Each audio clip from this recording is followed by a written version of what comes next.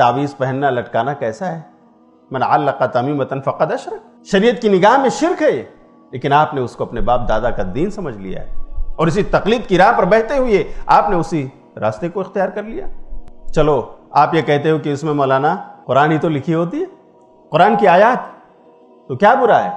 लेकिन मेरे भाई और बहनों ज़रा मुझे बताओ, क्या इसी तावीज़ के साथ तुम वॉशरूम में नहीं जाते हो? तो ये कुरान की बेइज्जती और बेहुरमती नहीं है? क्या इसी तावीज़ के साथ अपनी बीवी के बिस्तर पर नहीं सोते हो? अगर ऐसा है तो बताओ, क्या तुम कुरान के साथ इंसाफ कर रहे हो? अगर कोई गैर मुस्लिम इस कुरान को लेकर वॉशरूम में जाए तो आप उसके खिलाफ बरसरे पैकार हो जाते हैं, आप बर्दाश्त नहीं कर सकते। अल्लाह के कुरान के साथ वो ऐसा कैसे कर सकता है? लेकिन हम और आप खुद अपने हाथों में कुरान बांधकर, अपने गलों में कुरान को लटकाकर, कुरान की आयत को पहनकर वॉशरूम जाते हैं। सोचो तो सही, अल्लाह ने अक्ल दिया है, शऊर दिया है, तहकीक करो, ये दीन का मामला है, ईमान का मामला है, मामूली चीज